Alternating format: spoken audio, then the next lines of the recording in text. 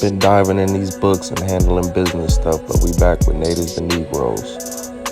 And on this episode, we're going to discuss the origins of the Gullah. Were they indigenous Americans or African Americans?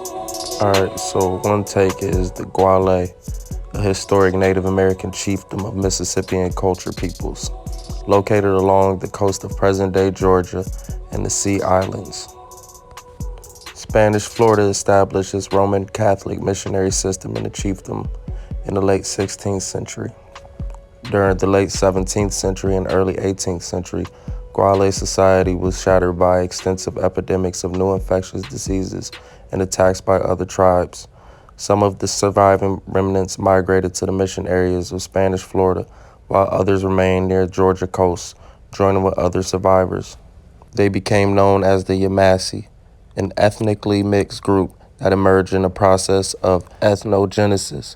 Gullah had been cited as one of the possible origins of the name of the Gullah people, a distinct Afro-American ethnic group concentrated in much of the same area where the Gullah lived. So right there off the rip, that's why I said this is just a take, because they're going to give you all the facts but try to skew it to create his story. Like, it's not a coincidence. It's not the slaves paying homage to the Gullah society. Like, it's those people have been there and have been in that area this whole time.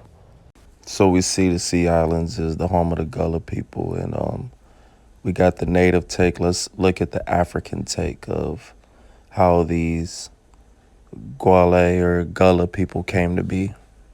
So according to this source, the Gullah Geechee people are descendants of enslaved Africans from various ethnic groups of West and Central Africa that were brought to the New World and forced to work on the plantations of coastal Carolina, Georgia, North Carolina, and Florida.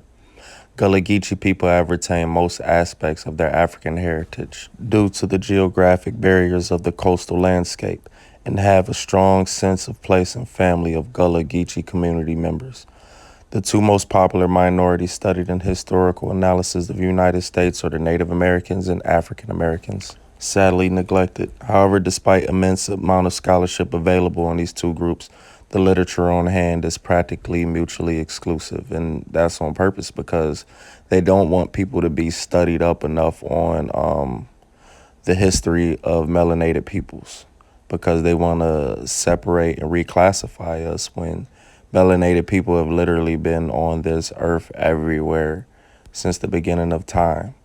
So, yeah, we have different phenotypes. There's lighter shades, darker shades, some straighter hair, kinkier hair, but the people who came out of the caves and established themselves as a new form of mankind within the past 6,000 years or so have dominated and reclassified the world to make it a chessboard, if you will, black and white.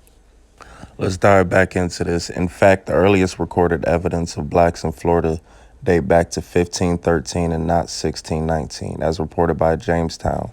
And mind you, these are people that have only been on this planet for 6,000 years recording and reporting this, but we know our people have been on this planet for millions of years. So during the time Spain declared exclusive sovereignty over land from Florida Keys to Newfoundland and west of Mexico, in 1526, the Spanish settlement San Miguel de Guadalupe. Hence, this was ostensibly the first colony with a number of African slaves. Not all blacks were slaves and not all slaves were black. Regardless, the Spanish immediately became aware of the potential danger of an alliance of non-whites in Florida. As a result, special legislation prohibited blacks from living and trading with Native Americans. But if you watch the other videos, we've explained how they would literally look at natives and be like, you look African to me, so you're black Negro. Like, that's how they classified what was native and what was Negro, strictly based off how someone looked to them, these newcomers to this new land.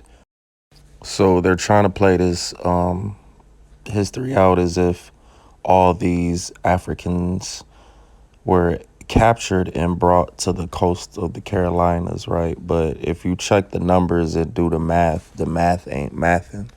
And these earlier settlements that they did bring these slaves to got destroyed and all the slaves escaped. So it wasn't like they can build an established settlement and kind of have slaves be creating new life and having babies. It didn't work that way. What happened was it was already a bunch of dark-skinned motherfuckers over here, and they reclassified them. And the reason why it was a bunch of dark-skinned motherfuckers over here is because we've been everywhere since the beginning of time. So there's a lot of evidence just to show that trading and intermingling has been going on before 6,000 years in the colonization of Africa and America. You see the different animals that were originally found on the Americas that made their way to Africa somehow. And then you have the African artifacts that are in America. So it goes deep. Now, the Gullah language is something that they've tried to classify as a dialect being from Africa, more specifically the Sierra Leone Creole. So that'd be like I want to say Angolan tribe. Yeah, and as I'm reading it down at the bottom, I see. So they're trying to put the Gullah to the Angolans, right? And also the Galinas or the Vai people. So they're trying to put it all on Africa, and I don't agree because clearly the Gullah people or the Gullah people were already in that area, right?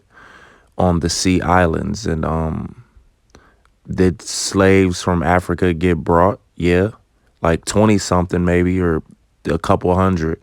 But the majority of the people that were already there were melanated people themselves. So it would be easy for the few Africans that were there and the hella natives that were there to kind of amalgamate and relate to each other, seeing as they probably already had relations prior